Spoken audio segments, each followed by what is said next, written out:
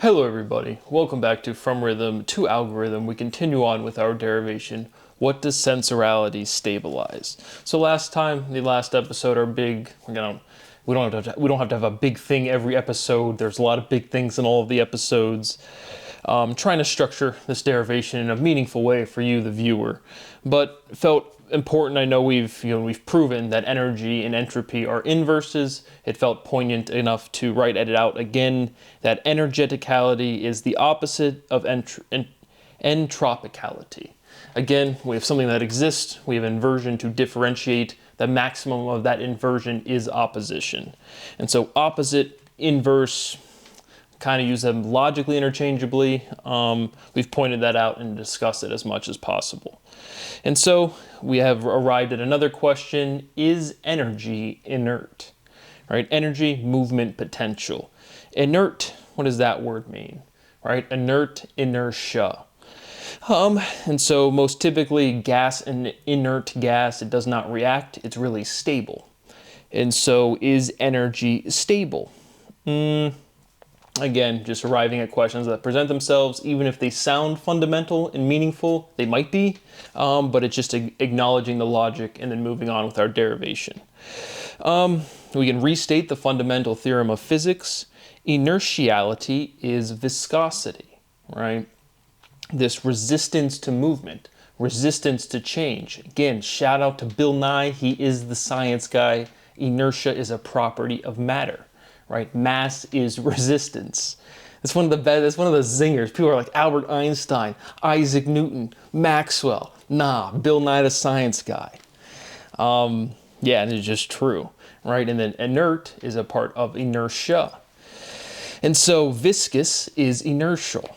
Inertia is essential. Inertia is resistance. Inertial is special. Resistance is essential. And that pairs directly to the logic of motion requires friction. Existence is essential, experience is essential, essence is essential. That being a natural definition, sex is essential, sex is sensual. A lot of trivial logical theorems there, just pairing a bunch of things to essential, but again, we're reducing this big logical structure from rhythm to algorithm, and we're pairing up, again, natural definitions, chunks of syllability, letters to sounds, and showing that fundamental differentiation. And so, again, just trying to do it off the top of my head, because believe it or not, like I said, I don't really reference anything in history at all. But what is an inertial reference frame, right? A non-accelerating one, I think. Yeah, one that doesn't change, inertial resistance to change. Because again, we can derive all of, again, literally physics. Well, linguistics is physics, but from logic. And so again, we've already done it. But thinking, my intuition again here is that one of these logical assignments, inertial reference frame versus non-inertial reference frame, when you start getting this double negativity going on, it's hard for me to follow, and it's almost certainly indicative of, right, it's not articulated as efficiently as possible. Because inertia, or you already have that like not prefix, so like non-inertial reference frames.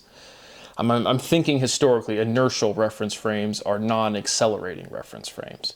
But regardless, inertia is viscosity. It's all under this umbrella of resistance. Dichotomy is internal. Antagonism is enmity.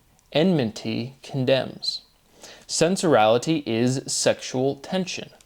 Tension is antagonistic. Tension is algorithmic. Sensorality is algorithmic motion. Rhythmic motion, algorithmic motion. Brad, what does it mean logically? Doesn't have to mean anything. We're just showing you the progression. Again, when I do my personal analysis, frankly, by the time I have to articulate words or even like structured thought, like it's just purely from feeling to completion 100%, legitimately. And so the logic of something like, what is algorithmic motion? Like I said, it's just getting the syllability in the right order, and it's a legitimate step of the derivation. Sensorality is the motion of the ocean. Again, connecting, ultimately what we're doing, connecting cliches. Because all of the results of language, not just here in this derivation, is independent of anybody all of the time. Language is completely general. General relativity. Sensorality is continuosity. Is velocity continuous? Right? We have momentum, mass times velocity. Right? Mass, right? That can't change in terms of like, you can eat a cheeseburger, you can get fatter, but your motion does not cause you to have more mass. And so mass is steady, it doesn't move, it's set. Your velocity can change. How much distance you're covering per unit time, that can change. Is that continuous? Because you can see in my paper, this continuous pressure gradient. Mass stabilizes from energy. Even that verbiage at this point, I just want, again, like the background, when you have the Chladni plates, when you have a bunch of sand particles on a vibrating plate and they concentrate, like the kind of like the energy density in the past is like the background. And so that's contained within the mass. Point being is anything continuous, right? Mass has this, there's gap in mass. It's this emergent phenomenon from the dynamic of charge. But is anything continuous? And I want to say yes. Like I want to say yes. What people would call light conceptually is just like this energy in the background. But again, that's of the universal phase changes. Because again, energy is implied, right? It's the movement potential. Energy is not physically something. But point being, is anything continuous? Because I want to say like the energy field going, I mean, I'm breaking from hardline physics and using just conceptualization from the words, right? But like light is the background and energy or mass stabilizes from light. And so that would be the continuity, is this the microwave background, the cosmological microwave background. And so, but we arrived logically, is anything continuous? Mass is certainly not, right? There's a gap in mass, things are discrete, things are independent. Moving along, is continuity obligatory? We can restate the fundamental theorem of logic, completing discontinues. Sensorality is discontinuity. Obligations are essential. Obligation, obligatory. Essentiality is obligatory.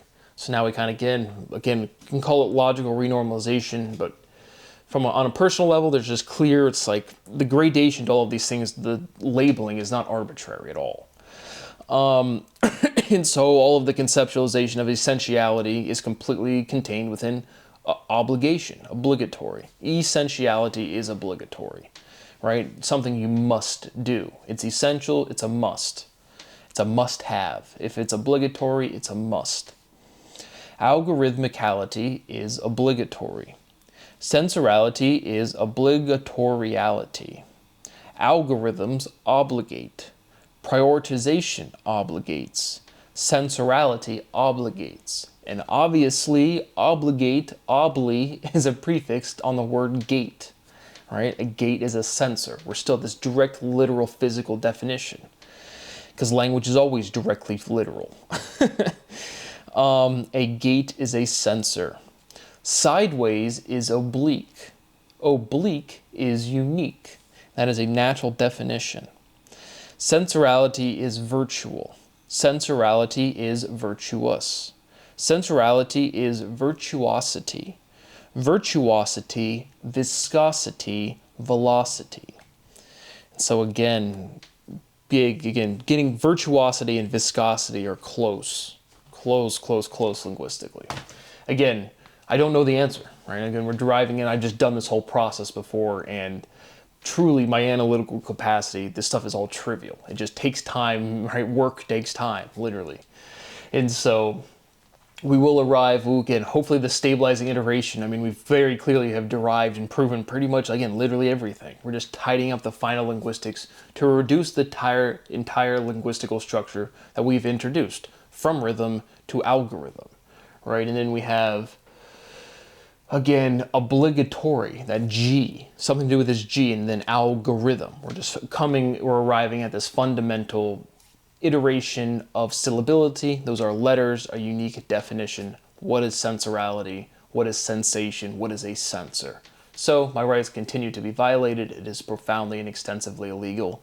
To whoever's doing this to me, I continue to beg simply for a little bit of money to eat properly, to sleep properly, and to work. It's tax season here in the great United States of America, and the 25th anniversary of the Declaration of Independence from England and King George for saying, hey man, no taxation without representation. I don't have constitutional rights. I keep reiterating and restating how much time I've lost, how the property I've have had has been destroyed. My health has been destroyed. Everything I've worked for has been destroyed. And I continue to sit over here and rot my life away. What little life I've had, which is none. And I just keep saying these things. I'm trying to appeal to values people do not have. Thank you for watching, and I'll see you on the next one.